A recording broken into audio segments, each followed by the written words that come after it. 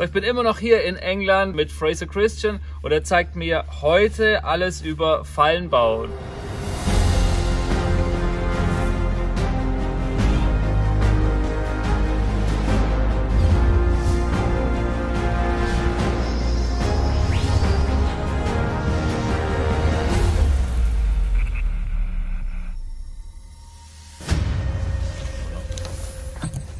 Oh, ja. Already. Okay. So, ich bin immer noch hier in England together.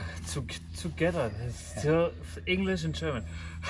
Start from the beginning. Your English is 1,000 times better than my German. I remember one more word from my German. Pupel. Pupel.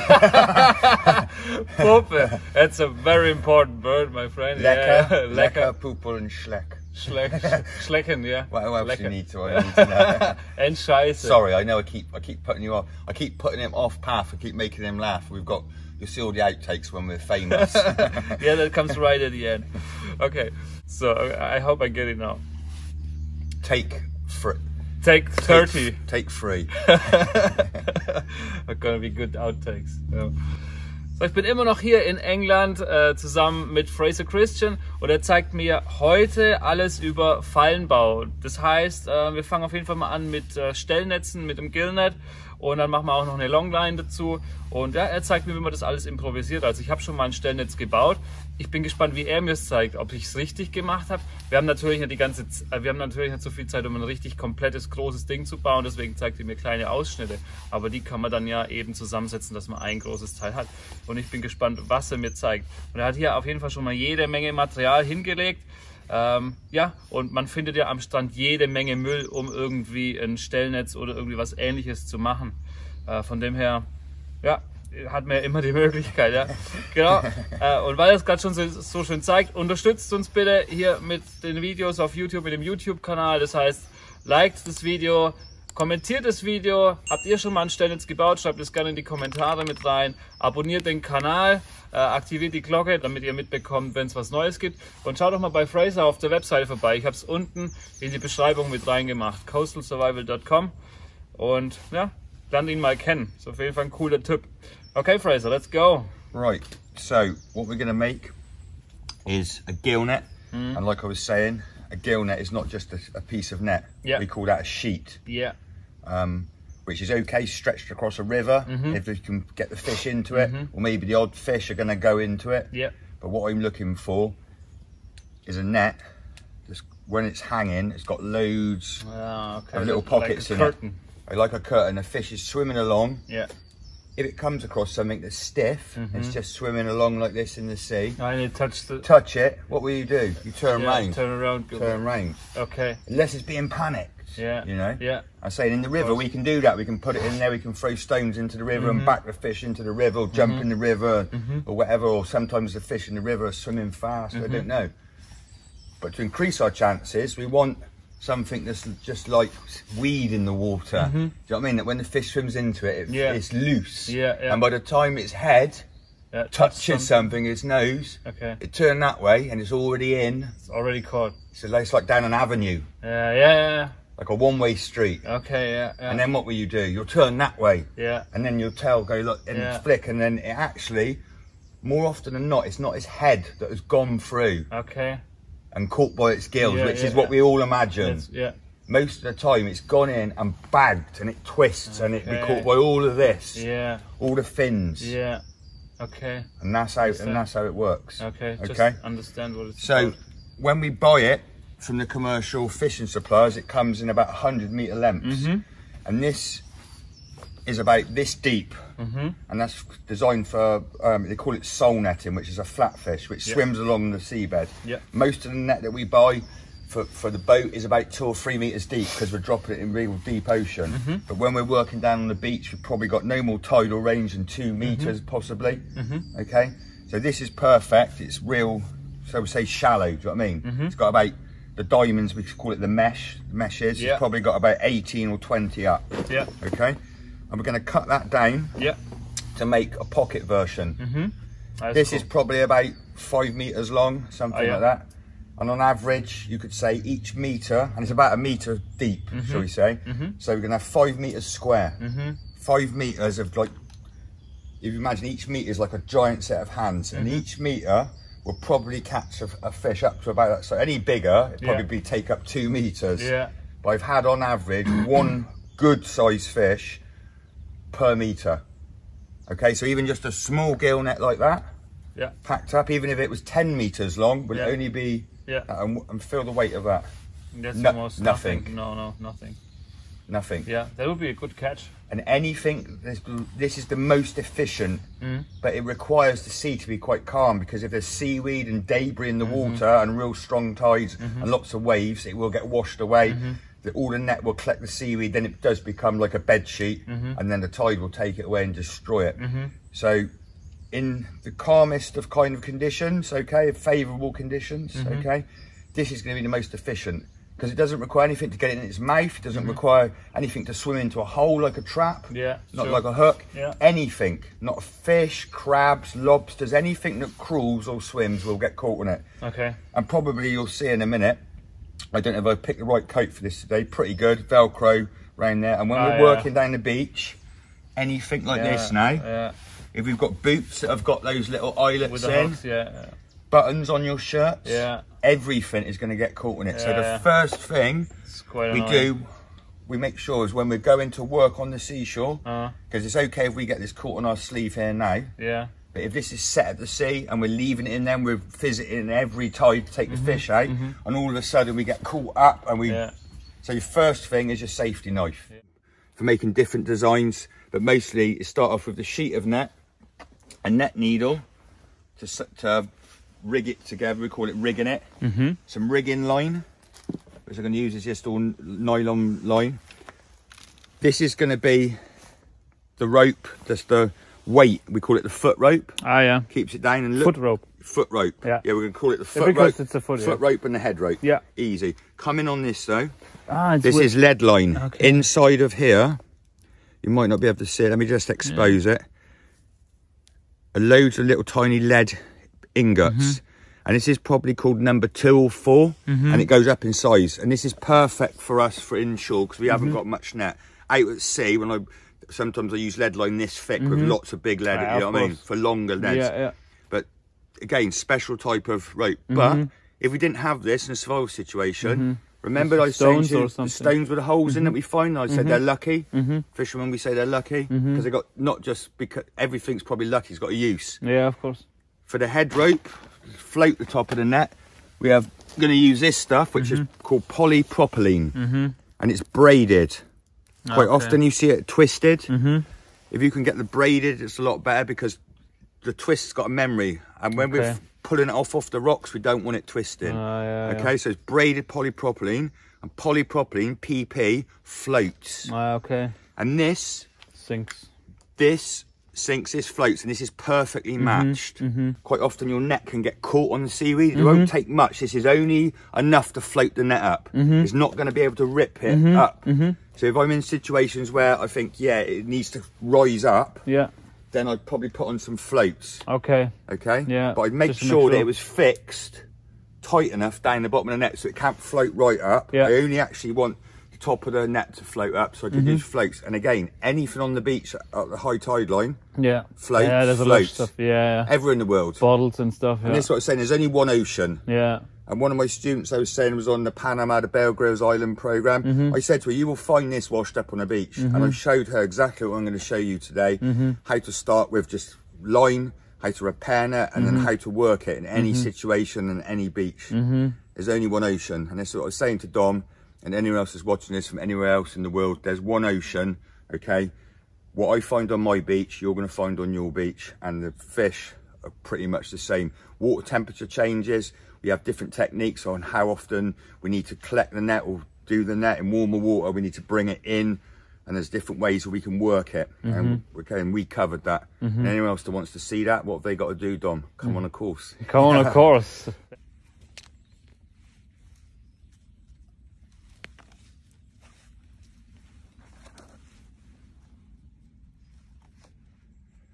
Well, that's them loosely fixed. Now I need to work out how wide I want the diamond. So again, I'm saying the most simplest way, no gauges, no sticks. So I've used 1 finger as a gauge, 2 fingers wide, 3 fingers wide, 4 fingers wide. Keep this nice and easy. we just do 3 fingers wide, okay? So I start this one as this is going to be the edge, all right? And it wants to bite like that, yeah? So you cross the lines to get it to bite, okay? So 3 fingers, slide that up to there, bite it. It went down a little bit. So get 3 fingers, yeah, keep it even. Going a bit quick because I'm trying to make out like I'm a pro for the camera. And again, if you do this fast, once you've done it a lot, thinking about it slowly is harder to do it once you know, because muscle memory just slips in, slip off. You'll be able to do it in the dark eventually, do you know what I mean? If we say that this is number 1, number 2, number 3, number 4, yeah? Number 5, number 6. Number 1's going to be the edge of our net, okay? So you need to take number 2 and number 3 together. Really simple, overhand knot. Overhand knot. Leave your thumb in it, because if this was fishing line, you'll never get that loop open again. So you leave your thumb in it, and I want that free space, again, like that. Okay. Yeah? So all I'm going to do is take a little bit of tension like that, and you just roll your thumb till you've got it, trying to go like that to keep it even, yeah? And again, you could watch this all day long on YouTube, but you just need to be able to do it. Yeah, of course. Okay, because it's a feel, it's muscle memory, you just get that. So anyway, there we go. There's our first triangle. And again, just repeat that all the way up. Make sure those knots are tight. That one will go back to there, look. See? Again, it's just simple overhand knots. With a thumb. There you go. And now that one to that one. There's our first diamond, look. So, jetzt probiere ich das Ganze mal aus. Beim Fraser sah das so einfach aus. Aber natürlich ist es das nicht. Ich habe das zwar schon mal gemacht und das, was ich gemacht hatte damals, das war ähnlich. Also ich habe ähnliche Knoten verwendet, aber es ging nicht so schnell. Und es sind schon noch mal einige Details hier jetzt mit dabei, die ich jetzt gesehen habe, die ich einfach anders gemacht habe. But for me it's not that easy to do the knot, I don't know why. Muscle memory, it's experience. Yeah, probably. Because if I haven't done it 1,000 times, I won't be able to demonstrate it. Okay. You know, and I won't be able to do it in the dark. Yeah. Say I get dumped on the Bear Grylls Island program one day. I'll have to do it. You never know. Also das Ganze dauert natürlich eine ganze Weile, bis es fertig ist. So viel Zeit haben wir jetzt hier nicht. Und natürlich ist es jetzt auch noch die richtige Schnur. Aber um zu üben, ist es auf jeden Fall perfekt. Ich werde jetzt hier noch ein bisschen weitermachen. Will euch aber nicht die ganze Zeit langweilen mit dem. Aber ja, die Technik muss definitiv noch ein bisschen geübt werden, sodass ich es dann halt eben, wie Fraser auch sagt, blind beherrsche das Ganze. Und dann ist es richtig gut, dann sitzt es. Fraser, do you have a second? Yeah. Here. Take a look, what do you say? Yeah, perfect, yeah. Perfect. Yeah. Heard ya? Perfect. Anybody think you were a Leo star sign? Yeah, I think I have to get used to it a little bit, but... Yeah, and again, you just tie another one. Say you wanted to finish it here. Yeah. Yeah. Just tie another line there, and then these ones, you just tie onto it at the end, do you know what I mean? Finish it. You know what I mean? Just with the overhand knot? Yeah, whatever. Okay, I like the knot up here, that's pretty cool. So that's different to what I've done. Okay. Yeah, perfect. Hammock. Goal net. Yeah, hammock, yeah. Now we're going to turn it into a gill net, magic glue between these posts, okay? Okay. Well, not this net, but some of the other net, right? Next step, okay, let's go. Cool.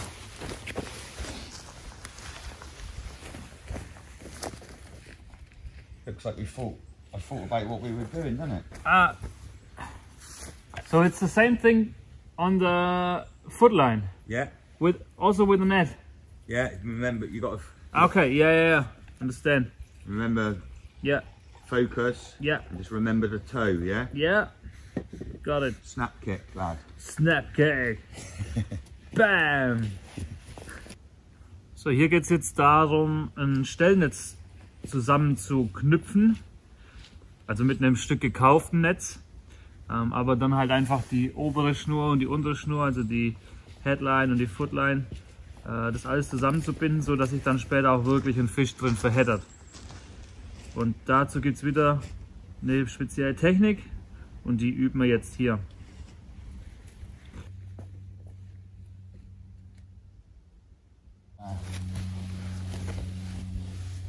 Parlez-vous français?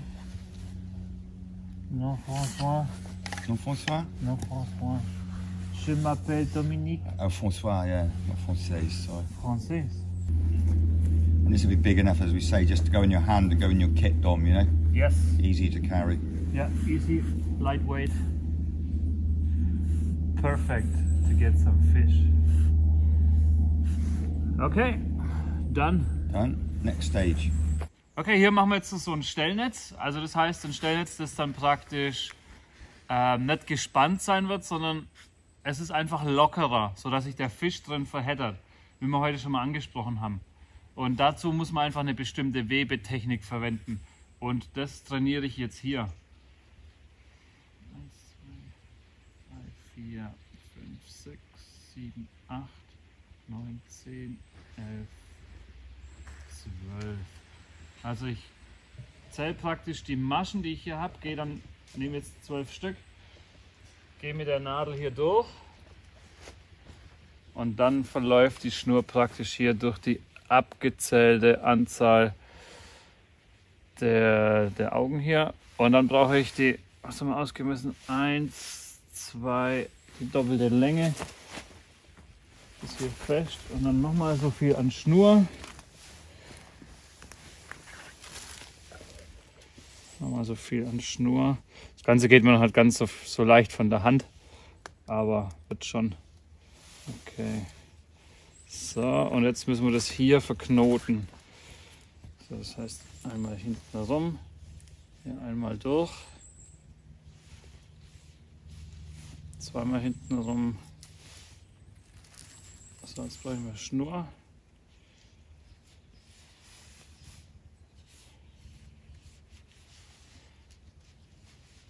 Und dann einmal noch von vorne nach hinten. Okay, über Kreuz zuziehen. Passt. Perfekt. Und so mache ich jetzt den ganzen Rest noch voll fertig. Sieht ganz gut aus. What do you say, Fraser? Good? Well, just can't be good, it has to be perfect. Oh, okay. And it's perfect, isn't it? Perfect. Happy with it? Yeah, I'm happy. So, 1, 2, 3.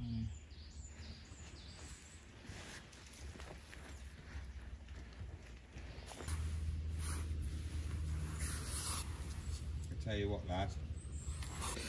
So, der letzte Knoten und dann habe ich's. So, das hat jetzt echt lang gedauert. Und ich bin gespannt, wie es wird. Ich werde das Netz auf jeden Fall mitnehmen in den Amazonas, denn am 3.3. geht es wieder los. 3.3.2025 startet wieder die jährliche Amazonas-Dschungel-Expedition. Wir haben noch immer Plätze frei, also schaut vorbei auf der Webseite www.lebe-die-wildnis.de. Ich habe es euch natürlich verlinkt unten in der Beschreibung. Und ja, wie gesagt, es sind noch Plätze frei. Also 12 Tage Amazonas mitten im Dschungel, Trekking durch den Dschungel, wilde Tiere entdecken, wilde Früchte sammeln, von Einheimischen lernen, Survival-Skills lernen, Expedition-Skills lernen. Es wird auf jeden Fall cool. So, jetzt ist das Stellnetz fertig. Wir haben praktisch hier die ganzen Halteschnüre, die die Form geben, rausgeschnitten und jetzt die Enden hier zusammengebunden. Und jetzt ist eigentlich alles fertig. Das heißt, wir machen es jetzt noch hier von den Stäben weg, wickeln es zusammen und dann geht das Ding ab in den Amazonas im März. Das wird eine interessante Sache. Ich bin gespannt, was die Leute aus dem Amazonas sagen. Bin gespannt, was mein Freund der Ney sagt, ob die sowas schon mal gesehen haben. Aber ich werde es auf jeden Fall ausprobieren in der Praxis. So, wir haben jetzt den ganzen Nachmittag damit verbracht, ganz viele verschiedene Arten von Fallen zu bauen, beziehungsweise von einfach Longlines, das heißt längere Angelschnüre, wo dann halt einfach auf verschiedene Art Haken befestigt sind, um dann halt später in verschiedenen Tiefen fischen zu können. Das ist der Gedanke dahinter. Fraser meinte, man kann es überall einsetzen, also ich kann es auch zum Eisangeln oder zum Eisfischen mit nach Schweden nehmen. Das werde ich auf jeden Fall ausprobieren im Januar. Und ich zeige euch jetzt einfach mal, was wir gemacht haben. So sieht das Ganze aus. Wir haben hier einen Wirbel, da ist dann eine relativ feste Angelleine befestigt. Hier mit einem Knoten zusammengeschnürt, ein Nebenstrang, an dem dann halt praktisch der Haken hängt und so setzt sich das Ganze dann fort.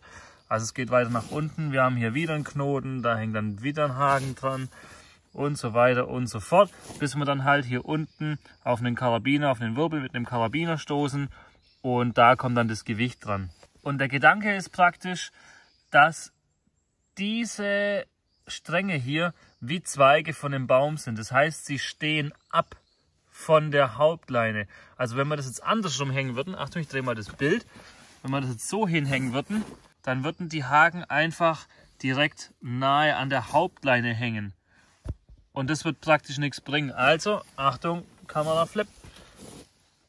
Also dadurch, dass das praktisch hier, dass die Schnur hier nach oben weitergeführt wird, hängt das Ganze von der Hauptleine weg und man kann praktisch in einem größeren Radius fischen. Und das Ganze macht natürlich Sinn, denn dadurch, dass die einzelnen Stränge so von dem Hauptstrang abstehen, kann man einfach gerade beim Eisfischen in einer viel größeren Umgebung fischen. Also ich kann viel mehr Raum abdecken und somit ist natürlich die Chance, einen Fisch zu fangen, wesentlich größer. So, und dann haben wir noch eine Longline gemacht, die zeige ich euch jetzt. Das ist im Prinzip etwas Ähnliches. Es geht hier los, also es ist eine relativ dicke Schnur, geht hier los und dann haben wir halt alle Armlängen praktisch in den Wirbel reingemacht. Und hier nochmal das Ganze und so weiter und so fort. Das haben wir praktisch dann halt weitergeführt bis auf ja, circa 4 Meter, 4-5 Meter und dann halt alle Armlänge einfach ein Wirbel drin und daran werden dann eben wieder Angelleine mit einem Haken befestigt. Das ist es. Kann man auch zum Eisangeln natürlich nehmen. Das heißt, wir würden das im Wasser versenken und das dort über Nacht lassen natürlich. Ich könnte es aber genauso gut mit in den Amazonas nehmen. Also es ist prinzipiell das gleiche, wie ich im Amazonas auch schon oft gemacht habe oder was man da halt einfach immer wieder anwenden, bloß dass wir es dann da halt praktisch horizontal machen. Wir binden es dann ja von Baum zu Baum und dann hängen von da die einzelnen Stränge weg. Also es ist auch eine sehr coole Sache. Es ist halt mit modernen Hilfsmitteln gemacht, nicht ganz so primitiv, wie wir es im Amazonas immer machen. Aber definitiv cool, ja. Als Köder haben wir diese kleinen Tintenfische hier verwendet. Die waren tiefgefroren und dann haben wir sie draußen liegen lassen. Wir haben sie nicht alle gebraucht. Und ich habe Fraser gefragt, ja, was machen wir mit dem? Das verschimmelt ja oder vergammelt ja irgendwann mal. Und er hat das dann einfach nur gesalzen und sagt, das kann er so ewig aufheben. Also das kann man auch machen, wenn ihr praktisch oder wenn man praktisch einen Köderfisch fängt und den nicht komplett braucht. Einfach in eine Tüte rein, bisschen Salz drauf. Das war der Tipp vom Profi. Funktioniert anscheinend richtig gut. Ich werde es ausprobieren. Natürlich nehme ich das Ding hier nicht mit in meinem Rucksack mit nach Deutschland. Aber im Amazonas oder auch in Schweden werde ich es auf jeden Fall ausprobieren. Und ja, es waren viele richtig gute Tipps, die ich hier bekommen habe. Ich bin gespannt, wie alles funktioniert. Freue mich darauf, das in die Praxis umzusetzen und zu üben. Ganz wichtig ist, Leute, damit es weiterhin Videos geben kann, bitte, ihr kennt das Spiel, liked das Video, kommentiert es, abonniert den Kanal. Und ich danke euch vielmals fürs Zuschauen. Wir sehen uns beim nächsten Mal wieder. Und vergesst nicht, bei Fraser auf der Webseite nachzuschauen. Der Link ist unten in der Beschreibung. Und wir sehen uns bald wieder. Macht's gut. Bis dann. Ciao, ciao.